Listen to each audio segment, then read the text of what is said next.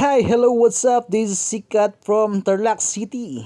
At ayan, for today's video ay magdi-deliver tayo ng water vending machine. Let's go guys!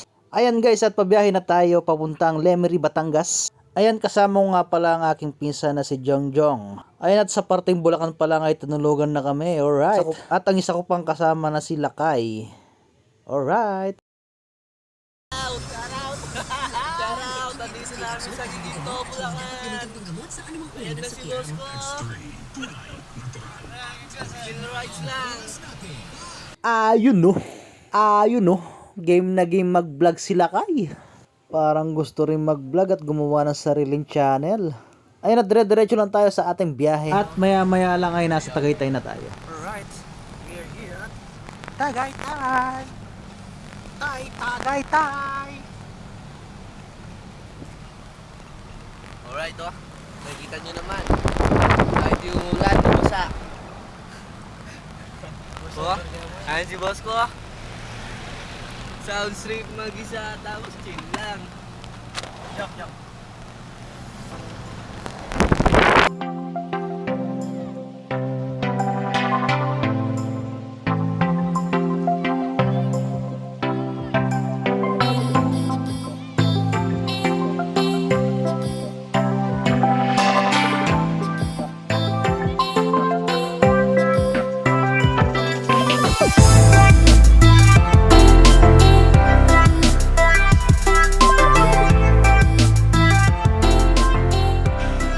Ayun, finally, nandito tayo sa ating destination, Lemery, Batangas. Hey, what's up? Saan tayo maglalagyan? Sir? Guys, at wala na ang pahinga-pahinga. Banat na agad. After 4 hours and 30 minutes na biyahe. From Tarlac City to Lemery, Batangas. At ayan nga, ito na nga pala yung pupwesto ng ating water vending machine. Ayan, at nilagyan pa ng gate ni Sir. Ayan guys, may gate na siya at meron na rin siyang bubong. Ayan, kagandahan sa pwesto niya, tabing daan. At ito pa yung isang pwesto, bali 2 vending machine ang kanyang in order. Yes sir. Kasi marami daw walk-in client siya. Ayan, balikan natin itong mga nagbababa ng gamit. Yun o, natanggal nila yung mga tali at nagbababa na sila. Doon sa kanan. Wah. Ayun, at binababa ng ating water vending machine. Sa mga interesado pala nitong ating vendo, mag-PM lang po kayo sa ating page na Sikat Water. Tumawag sa numero 0916-722-0353 o di kayo mag-message sa aking personal account, Joven Ray Sikat. O pang hinihintay nyo, PM na. Ayan, binababa na yung pangalawang water vendo. Lakas ng energy ni Jongjong oh. Ikaw ba naman natulog sa biyahe? Sila kayo naman parang hindi puyat oh.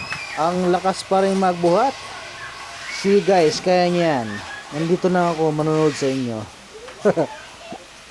Baba mo muna, San. Para makapwesto siya. Op. Wait, wag mababa. Okay, sige. Masusugat yung wire.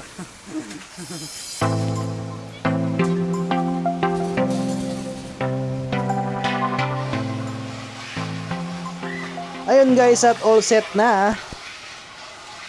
Ako naman ang gagawa. Lilinya natin ng water pipe gamit ang PPR pipe.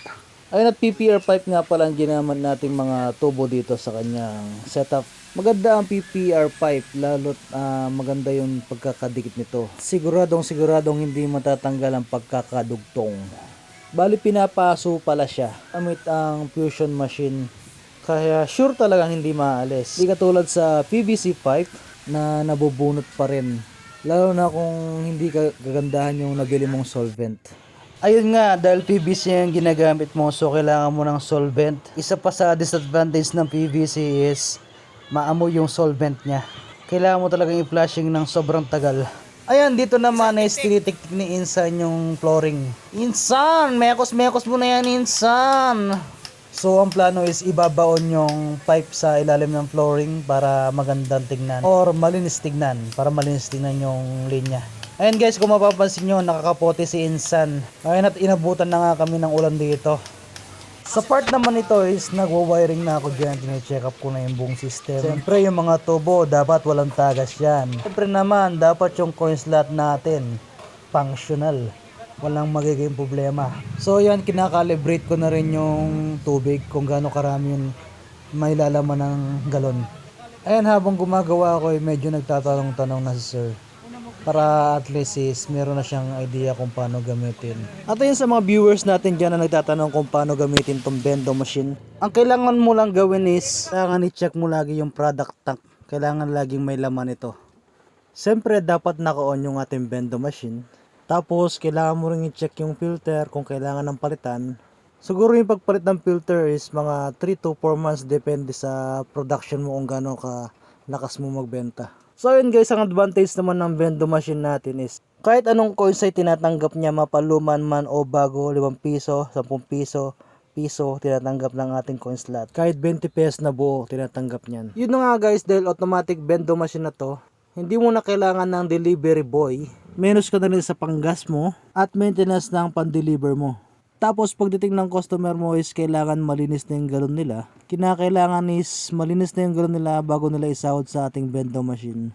24/7 itong bendo machine na to guys. Kaya nga kahit wala ka sa iyong shop, ay tuloy-tuloy pa rin ang benta mo. Passive income ika nga nila. Ayan, sa mga meron ng existing na water station machine, malaking tulong dun sa inyo to, lalo na pag closing time nyo ng 5 PM is makakabenta pa rin kayo. Sampor sarado kayo ng linggo, wala kayong operation. Ayan guys, at malaking tulong din sa inyo pag linggo, pwede nyo buksan nyo ng bendo machine nyo para kahit papano meron kayong benta ng linggo. Sabi nga ng ating kliyente, meron ng bendo machine, makakapagpahinga na ako ng maaga. Kasi nga daw kahit alas 10 or 11 na ng gabi may tumatawag pa para bumili ng tubig.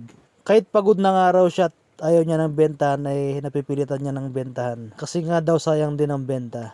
Pero ngayon may bendo machine na is okay na daw, makakapagpahinga na daw maaga. Alright. Ayan nga guys, sa mga interesado, mag-PM lang po kayo. Huwag po kayo mahiya magtanong, inuulit ko, mag-PM lang po kayo.